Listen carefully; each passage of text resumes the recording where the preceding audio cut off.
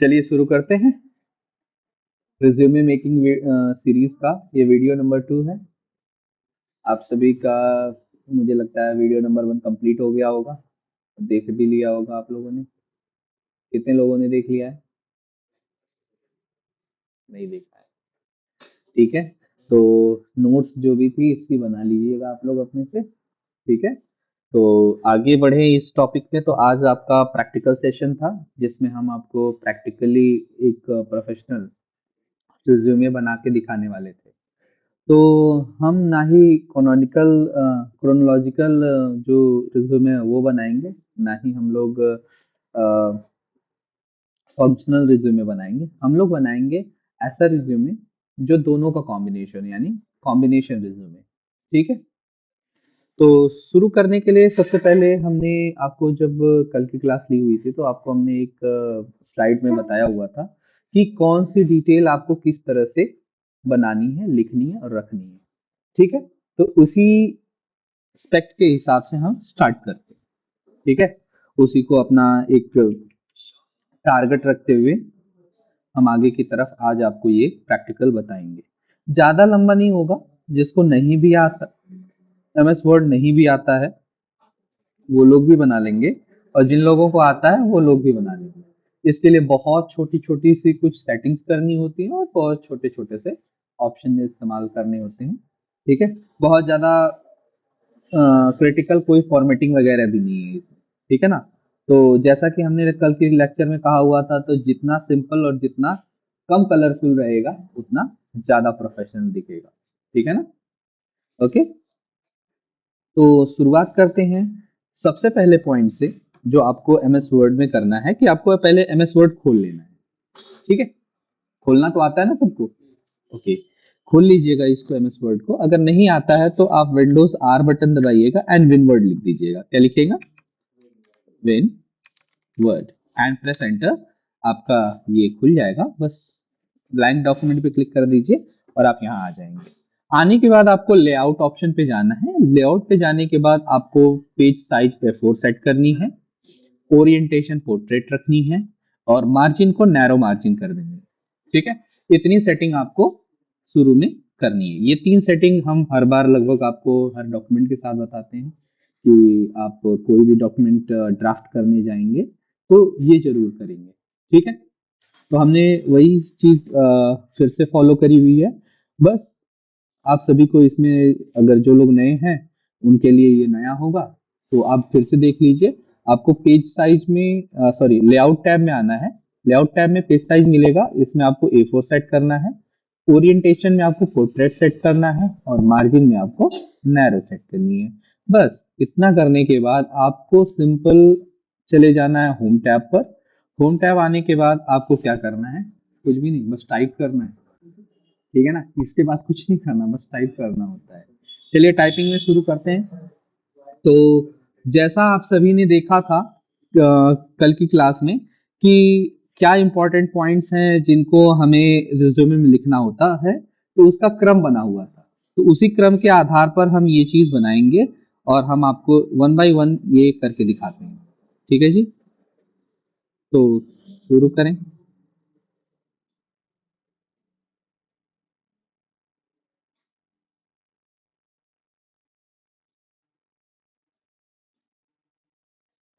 ठीक है, तो शुरुआत करने के लिए सबसे पहले हम एक नाम लिख देते हैं। हालांकि हम वीडियो बना रहे हैं तो कोई भी रियल डिटेल किसी की शेयर नहीं करेंगे, तो एक फेक डिटेल के साथ हम इसे स्टार्ट कर रहे हैं, ठीक है ना।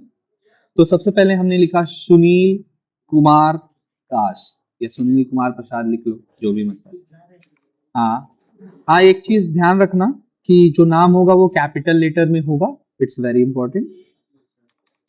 सुनील कुमार दास कर लीजिए। उसके बाद उस पे अगला पॉइंट था कि आपको अपना phone number and email ID share करनी है। तो फोन नंबर हमने डाल दिया 9506635619। एक नंबर, आप दूसरा भी नंबर शेयर कर सकते हो, ठीक है जी। उसके बाद आपको ईमेल आईडी इनकी शेयर करनी है। ईमेल आईडी भी प्रोफेशनल ईमेल आईडी होनी चाहिए। ऐसा नहीं कि आपने लिख दिया है जैसे lota@gmail.com, gabadua@gmail.com, ऐसा कुछ मत लिख देना। हाँ, आपने एक प्रोफेशनल ईमेल आईडी यूज करना है। प्रोफेशनल ईमेल आईडी से जैसे सुनील कुमार दास की ये ईमेल आईडी है, तो आप ऐसे ईमेल आईडी की हो सकती है, सुनील कुमार 14@gmail.com, ठीक है ना। एक प्लेन सी ईमेल आईडी, कोई भी फैंसी चीजें नहीं, ठीक है। इसके बाद इनका एड्रेस लिखना है। जैसे ये मान लीजिए कटघर लालगंज के रहने वाले हैं, तो हम लिख देते हैं कटघर लालगंज, आजमगढ़, उत्तर प्रदेश 27। ठीक है जी।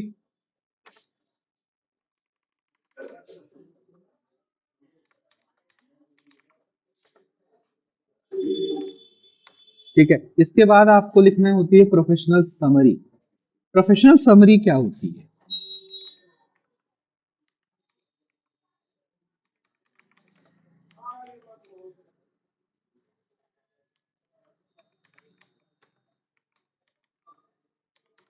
What is professional summary?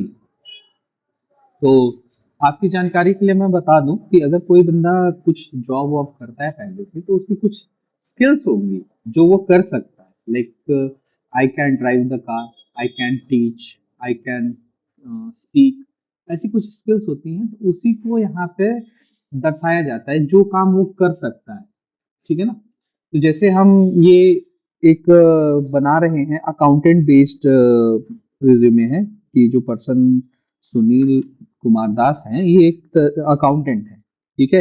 इसके आधार पे हम इनकी प्रोफेशनल समरी लिख रहे हैं।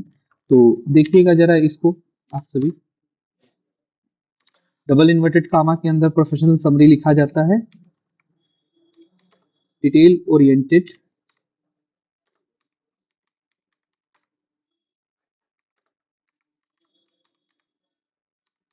accounting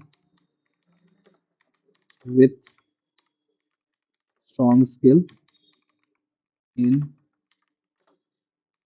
Excel,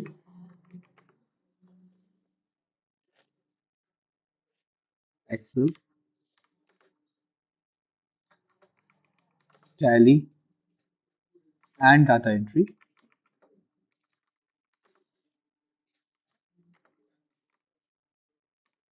quick learner,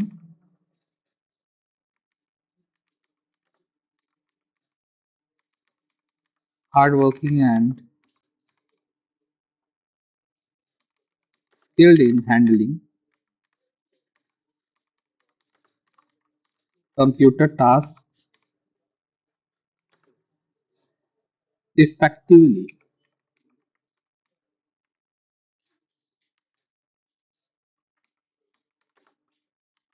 ठीक है जी। तो हमने एक प्रोफेशनल समरी लिख दी, जो जॉब वो करते हैं उसमें उनकी क्या पकड़ है, कैसे वो उस चीज को कर सकते हैं, या उनको क्या जानकारी है उस प्रोफेशन की, उन्होंने अपने प्रोफेशनल समरी में उस चीज को मेंशन कर दिया है, ठीक है। इसके बाद आप मेंशन करेंगे उनकी स्किल्स को। क्या मेंशन करेंगे? स्किल्स को। तो यहाँ पे टाइप कर दीजिए स्किल्स। तो एक ऐसे बंदे की जो कि अपना अकाउंटेंट का जॉब कर रहा है, तो उसकी स्किल्स क्या हो सकती हैं, इसके ऊपर हमने कुछ पॉइंट्स लिखा हुआ है, इस रिज्यूमे के अंदर में लिखेंगे, वो आप देखिएगा। जैसे MS एक्सेल इनकी स्किल हो सकती है, ठीक है जी। टैली प्राइम ये भी इनकी स्किल हो सकती है। कम्युनिकेशन स्किल हो सकती है, ठीक है जी। उसके बाद क्या हो सकता है?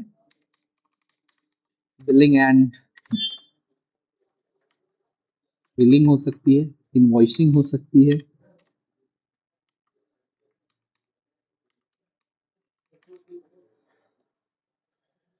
ठीक है। बिलिंग हो सकती है, इनवॉइसिंग हो सकती है, टाइपिंग हो सकती है, क्योंकि भाई इन्होंने ऊपर मेंशन किया हुआ है ना, ये एक डाटा एंट्री ऑपरेटर भी हैं, ठीक है। तो इनकी टाइपिंग तो भाई स्किल होगी ही होगी, ठीक है ना।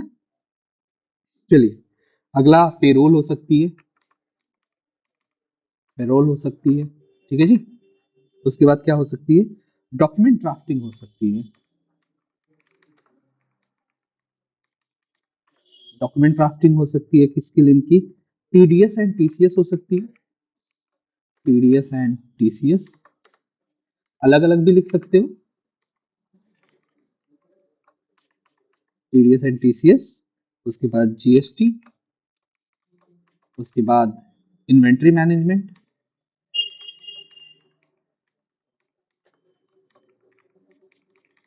इतनी स्किल्स तो एक अकाउंटेंट के पास बेसिक होती ही होती है लगभग, ठीक है ना। आप जैसे कुछ चीजें आगे पीछे कर सकते हो, जैसे मैं ये यहाँ से हटा के इस जगह पे करना चाहता हूँ ताकि जो डॉक्यूमेंट वो ढंग से दिखे। देखिए ये चीज अगर इसके साथ रही तो ऐसे दिखेगा, ठीक है, अभी सही है। ओके, तो हम चलते हैं अगले पॉइंट के ऊपर, जो अगला है उनका। अगर आपने पहला काम कर लिया है जो है कि आपका स्किल, है ना, स्किल वाला सेक्शन कर लिया, तो अब आप जाएंगे वर्क एक्सपीरियंस में, इन्होंने कहाँ कहाँ जॉब किया हुआ है, क्या वर्क एक्सपीरियंस इनके पास अवेलेबल है।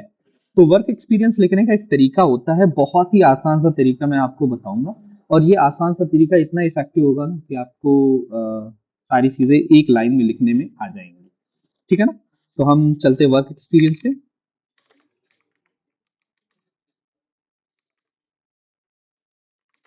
वर्क एक्सपीरियंस इनका जो है वो कुछ ऐसे है। पहले लास्टली जो सबसे पिछली जॉब छोड़ी हुई थी, मतलब अभी जो जॉब कर रहे हैं उसके पहले जो जॉब छोड़ी थी, उस जॉब में ये थे सीनियर अकाउंटेंट, सीनियर अकाउंटेंट। और ये जॉब इनकी जो थी वो थी मई 2020 से, मई 2020 से अक्टूबर 2025 तक, ठीक है। किस कंपनी में, तो कंपनी का नाम है पर्ल लिमिटेड, लखनऊ, ठीक है जी। और दूसरी जॉब इसके पहले जो ये वाली एंट्री है, इसके पहले वाली जो जॉब थी इनकी वो जूनियर असिस्टेंट की थी, सॉरी जूनियर अकाउंटेंट की थी, ठीक है, जो इन्होंने स्टार्ट करी हुई थी जुलाई 2018 को एंड एंड करी हुई थी मई 2020 को, ठीक है। किस कंपनी में, रामजी फाइनेंस लिमिटेड में। ओ सॉरी, एक जीरो मिस हो गया, ठीक है, रामजी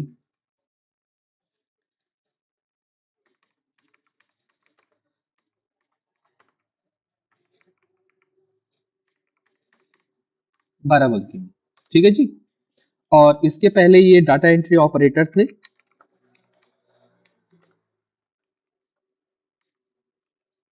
ठीक है जी। कब से, जुलाई 2015, 2015 टू 2018, ठीक है जी। सेम कंपनी में, राम जी फाइनेंस बाराबंकी, ठीक है जी। इन्होंने जो एजुकेशन पाई हुई है, जो इनका एजुकेशनल बैकग्राउंड है उसके बारे में हम एजुकेशन क्वालिफिकेशन के सेक्शन में लिखते हैं, जो कि इस तरह से होता है, देखिएगा। इनका पहला लास्ट जो एजुकेशन है, सबसे हाईएस्ट एजुकेशन जो है इनका, वो है एमए, मास्टर ऑफ आर्ट, ठीक है जी। ये इन्होंने पूरा किया हुआ था 2015 में, ठीक है, with Veer Bahadur Singh Purvanchal university Jaunpur, ठीक है। फिर बीए है इनका, बीए है 2013 में, ठीक है, सेम है, वीर बहादुर सिंह पूर्वांचल यूनिवर्सिटी जौनपुर, ठीक है जी। उसके बाद डिप्लोमा है, डिप्लोमा है 2010 में, ठीक है जी। सेम यूनिवर्सिटी है, वीर बहादुर सिंह पूर्वांचल यूनिवर्सिटी जौनपुर। ठीक है जी। उसके पहले 12th है,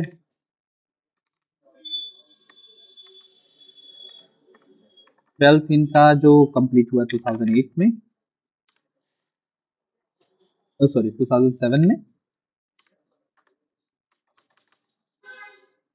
क्योंकि 3 साल डिप्लोमा भी ले लेता है ना, Uttar Pradesh board of education से, UP board of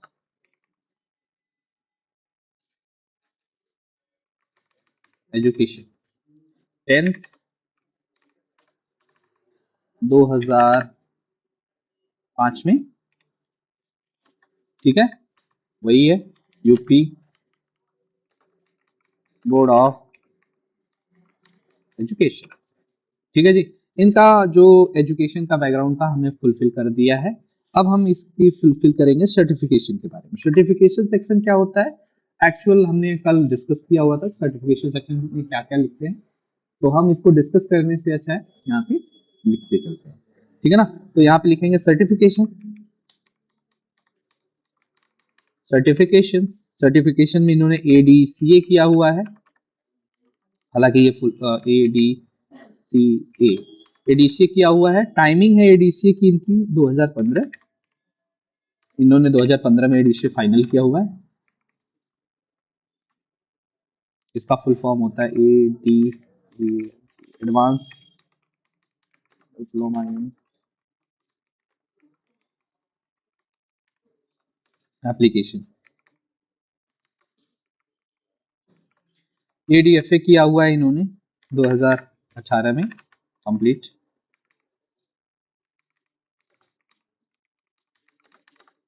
advance diploma in financial accounting. ठीक है, एडवांस एक्सेल है इनका 2020 में। ठीक है, एडवांस एक्सेल का नाम एडवांस एक्सेल ही होता है। ठीक है, कोई दूसरा तो होता नहीं, इसलिए इसका फुल फॉर्म हम नहीं लिख रहे हैं। ठीक है, गुड आफ्टरनून बेटा, गुड आफ्टरनून हो रहा है, पागल हो गए हो क्या? गुड मॉर्निंग है, प्रणाम बोल रही है, sorry sorry.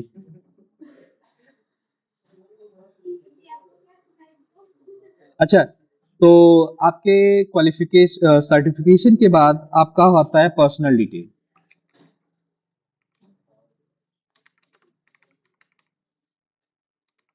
Personal details, personal detail में देखिए बस आपको date of birth, language known बतानी होती है और कुछ नहीं। डेट ऑफ,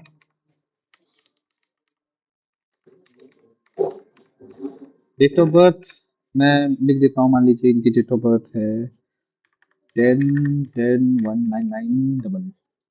ओके,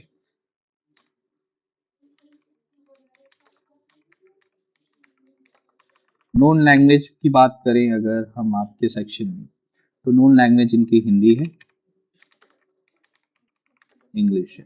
ठीक है जी, बस आपका जो डाटा रिक्वायर्ड था इसमें वो आपने पूरा कर लिया है। ओके, अब बात करते हैं फॉर्मेटिंग की।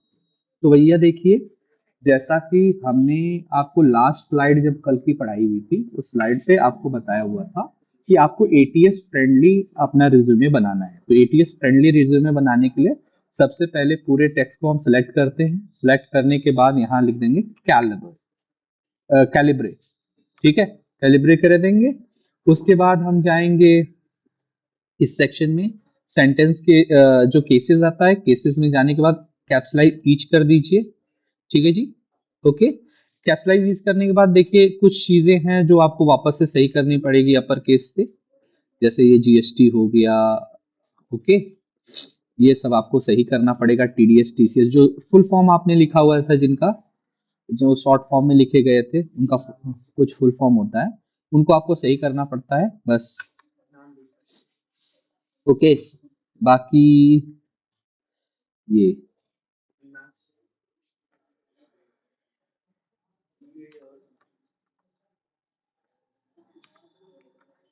और नाम भी हमारा हमने कैपिटल लेटर में रखा हुआ था, तो उसको भी हम अपर केस कर देंगे। ठीक है, देख लीजिए एक बार, सबको मिला लीजिएगा। ठीक है, जैसे एडीसी एडीएफ जो था वो हमारा इसी में था, अपर केस में। ठीक है जी, बस ये छोटी छोटी सी चीजों पर ध्यान दीजिएगा। फॉर्मेटिंग डन हो गई। अभी देखिए एक्सेल की तरफ से कोई भी सॉरी एमएस वर्ड की तरफ से कोई भी डॉक्यूमेंट एरर या स्पेलिंग एरर, ग्रामर एरर नहीं दिखा रहा है। ठीक है, यानी हमारा डॉक्यूमेंट एग्जैक्टली सही सही टाइप किया हो गया है, तो हमारे इसमें डॉक्यूमेंट में कोई भी एरर अवेलेबल नहीं है। ठीक है, ओके। या फिर अगर नहीं शो हो रहा है, दिक्कत हो रही है, नहीं समझ में आ रहा है, तो आप यहाँ से जाके स्पेलिंग एंड ग्रामर सेक्शन से देख सकते हैं। ये चेक कंप्लीट कर रहा है, बता रहा है कोई भी गलती नहीं है। ठीक है, क्यों? क्योंकि हमने ये सब वर्ड्स को रजिस्टर कर रखा है इसके अंदर, तो ये इसे गलत नहीं बताएगा। अगर ऐसा लगता है कि ज़्यादा दिक्कत हो रही है, नहीं समझ में आ रहा है, आपसे गलती हो गई है, ये ऑप्शन नहीं काम कर रहा है एरर डिटेक्शन, तो आप ऑप्शन में चले जाइए। ऑप्शन में जाने के बाद प्रूफिंग में जाइए। प्रूफिंग में जाने के बाद ऑटो करेक्ट को ऑन करिए। ठीक है, सॉरी ऑटो करेक्ट नहीं, ये सब सजेशंस ऑन कर दीजिए। ओके, बस ओके करिए।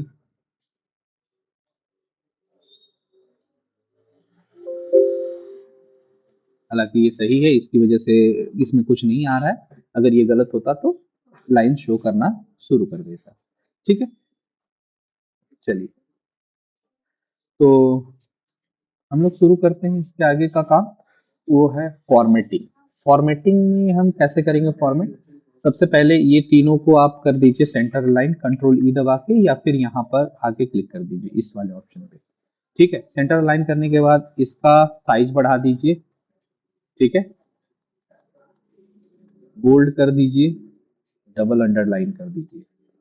ठीक है, बस इससे ज्यादा मत करिएगा। इसके बीच टैब से इन दोनों को दो सिरों पर भेज दीजिए।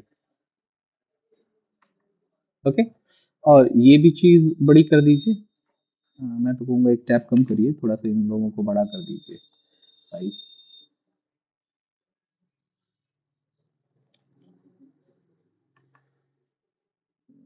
नहीं, ज्यादा दिक्कत हो जाएगी, ये ऐसे ही ठीक है। एक काम करिए, एड्रेस को ऊपर ले लीजिए, कंट्रोल एक्स, एड्रेस ऊपर कर लीजिए, और ये सबको नीचे, कंट्रोल वी। अब थोड़ा ठीक है। प्रोफेशनल समरी से पहले जो एक एंटर और दबा लीजिएगा, ताकि एक स्पेस बन जाए, और इसके बीच में आपको एक लाइन ड्रॉ कर देनी है। इस पॉइंट से ड्रॉ करेंगे, लेकिन ड्रॉ करना जब शुरू करेंगे उसके बाद थोड़ा दूर जाने के बाद शिफ्ट बटन को आप दबा लेंगे, जिससे कि ये लास्टली जहां तक हमको ड्रॉ करनी है, ये यहाँ से यहाँ तक करनी होती है। ठीक है, देख लीजिए यहाँ से यहाँ तक ड्रॉ की गई है, इसको आप यहाँ पर लाके छोड़ दीजिएगा, तो इसकी साइज में आके रुक जाएगी। और यहाँ पे आउटलाइन के शेप आउटलाइन में जाइएगा, वेटेज में जाइएगा, और इसके वेटेज को बढ़ा दीजिएगा, और भी बढ़ा सकते हैं अगर आप। देखिए ये ऐसे हो गया। अब क्या करिए, जो भी हेडिंग्स थी उनको हेडिंग 1 या 2 में बदल दीजिए, जो आपकी मन करे। 1 में अगर मन करे तो 1 में, नहीं तो 2 में मन करे तो 2 में बदल दीजिएगा। हेडिंग 1 ये रही, हेडिंग 2 ये रही। ठीक है, तो मैं 2 में बदल रहा हूँ। जो भी हमने मुख्य हेडिंग्स डाली हुई थी, बस उनको बदलना है, बाकी कुछ नहीं करना है आपको। ठीक है, मुख्य हेडिंगों का हम हेडिंग नंबर 2 में बदल रहे हैं। जैसे ये क्वालिफिकेशंस और इनको हम अ, अगर बुलेटेड कर दें तो ये ज़्यादा बेहतर शो हो जाएंगे, हमको दिखेंगे। आप इनको एडजस्ट कर लीजिएगा देख के। ठीक है, अब कोशिश करिएगा एक जगह से शुरू हो डॉक्यूमेंट का सारा वर्डिंग, तो बहुत अच्छा होगा। जैसे कि हम ये चीज़ कर रहे हैं, देखिए वीर बहादुर सिंह पूर्वांचल भी बदल गया है, यूपी बोर्ड भी बदल गया है। इसको आप लोग कैपिटल लेटर में कर लीजिएगा। ठीक है, हाँ जी, हाँ हाँ, बता तो रहा हूँ, अभी वेट कर लो भाई थोड़ा। ठीक है, ये देख लीजिए।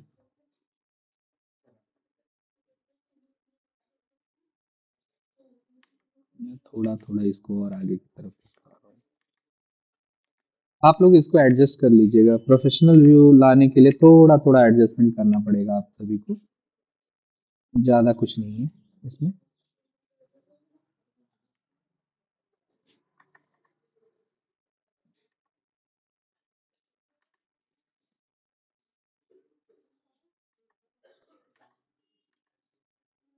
ठीक है, ओके। सेम तरीका इसमें भी अपना सकते हैं, लेकिन इसमें आप बुलेटिंग नहीं कर सकते क्योंकि इसके सामने बुलेट्स लग जाएंगी, तो इसके सामने बुलेट्स नहीं लगेंगी। इसके लिए आपको जाना है यहाँ पर, स्पेसिंग 1 कर देनी है, रिमूव आफ्टर स्पेसिंग कर देनी है। तो ये देख लीजिए आपका नज़दीक नज़दीक हो जाएगा। अगर ज़्यादा नज़दीक हो गया है तो इसको 1.5 पे कर दीजिएगा। ठीक है, और करने के बाद आपको क्या करना है, इसको टैब बटन दबाना है। तो ये देखिए इसके साइज में आ गया, ये इसके सीध में आ गया, ये इसके सीध में आ गया।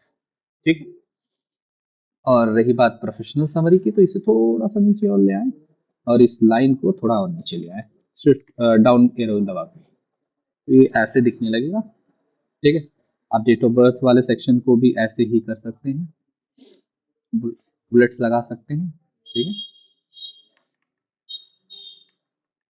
ये देखिए, ये एक आपका प्रोफेशनल रिज्यूमे बन के तैयार है। जो भी आपके रिज्यूमे जानकारियां हैं, बुलेटेड टाइप में एकदम परफेक्ट दिख रही हैं। अभी इसमें कुछ चीजें अधूरी सी लग रही हैं, जो सेक्शंस बने हुए हैं वो अलग अलग नहीं दिख रहे हैं। एक काम करिए, जितनी भी आपने हेडिंग्स डाली है ऐसी वाली, इसके ऊपर क्लिक करिए, सेलेक्ट ऑप्शन पे जाइए, select select text, select all text with similar formatting पे क्लिक कर दीजिए। सिलेक्शन होने के बाद आप इस वाले ऑप्शन पे आइए और एक ग्रे सा रंग, बहुत ही हल्का सा लाइट सा रंग दे दीजिए। ये देखिए, सॉरी, एक्चुअली ये ज्यादा हो गया। एंटर दबाइए। अरे यार, ये तो पीछे ही नहीं छोड़ रहा। इसको नॉर्मल टेक्स्ट में कर दो। अब सही है। ठीक है, आप इस तरह से देख लीजिए, एक प्रोफेशनल रिज्यूमे बना सकते हैं। बहुत ही नॉर्मल सा है, और बस क्या किया आपने, बस टाइप किया है, छोटी छोटी फॉर्मेटिंग करी हुई है, और कुछ भी एक्स्ट्रा इसमें आपने एंट्री नहीं डाली हुई है। जैसे देखिए, जो रिक्वायरमेंट है वो उसको पता चलिए। हाँ, एक काम कर सकते हो, जिस जॉब के लिए आप अप्लाई कर सक रहे हो उस जॉब के लिए आप यहाँ पर लिख सकते हो उस जॉब का नाम। जैसे मैं अप्लाई कर रहा हूँ अकाउंटेंट के लिए, ठीक है ना, सीनियर अकाउंटेंट, सीनियर अकाउंटेंट के लिए मैं अप्लाई कर रहा हूँ। तो मैं इस चीज को यहाँ पर सेलेक्ट कर लेता हूँ इसको, और इसकी साइज को बड़ा कर देता हूँ। करने के बाद बोल्ड कर सकता हूँ, अपर केस कर सकता हूँ। ठीक है जी, तो आप चाहो तो इसको ऐसे करके सेट कर सकते हो। ये देखिए, आपका जो रिज्यूमे है वो तैयार है। अब आप इसे प्रिंट करके कहीं भी इस्तेमाल कर सकते हो। कुछ लोग इसमें डिक्लेरेशन की भी बात करते हैं, तो अगर आपको डिक्लेरेशन रिक्वायर्ड है तो आपको क्या करना है, यहाँ पे लिखना है डिक्लेरेशन। डिक्लेरेशन के लिए जो ये यहाँ पर फॉर्मेटिंग है, उसे ही यहाँ पर आपने भी अप्लाई कर देनी है।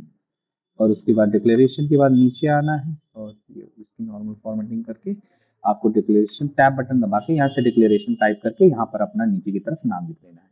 अच्छा, नाम कैसे लिखेंगे, तो एक लाइन में डिक्लेरेशन आप टाइप करेंगे, दूसरी लाइन में क्लिक करके एंटर करेंगे, राइट साइड अलाइन करेंगे और अपना नाम लिख देंगे। जैसे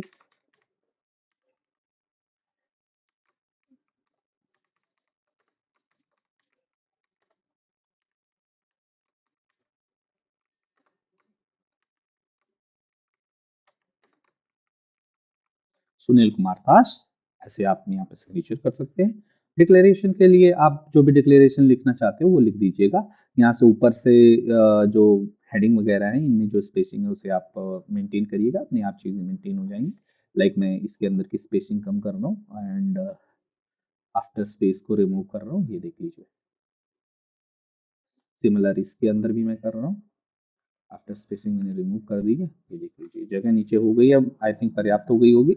आप यहाँ पे अपना टाइप कर सकते हैं डिक्लेरेशन। अगर आपको डिक्लेरेशन नहीं लिखने आता तो मैं आपको एक तरीका बताता हूँ। आप यहाँ पे चैट जीपीटी पे जाएंगे, यहाँ पे लिखेंगे self for self declaration, for resume. ठीक है जी, सेल्फ डिक्लेरेशन फॉर रिज्यूमे, तो ये आपको एक डिक्लेरेशन दे देगा। ओके जी, ये देख लीजिए, आप यहाँ पे इसको कॉपी करिए, यहाँ पे आइए, इस जगह पे आप पेस्ट कर दीजिए। ये आपका सेल्फ डिक्लेरेशन हो गया। अब इसके नीचे आपको आना है, यहाँ पे लिख देना है डेट, प्लेस। ठीक है जी, एंड यहाँ पे आपके नाम के साथ सिग्नेचर तो आप करोगे ही। ठीक है, तो ये आपका प्रोफेशनल डॉक्यूमेंटेशन जो रिज्यूमे का डॉक्यूमेंट था वो तैयार हो गया है। आप इसे देख सकते हो, कुछ ये इस तरीके से दिखेगा। ठीक है, तो आप सभी प्रैक्टिस करेंगे इसको बनाने की आज के प्रैक्टिकल क्लास में। ठीक है, ओके, और आपका यही प्रैक्टिकल है आज का।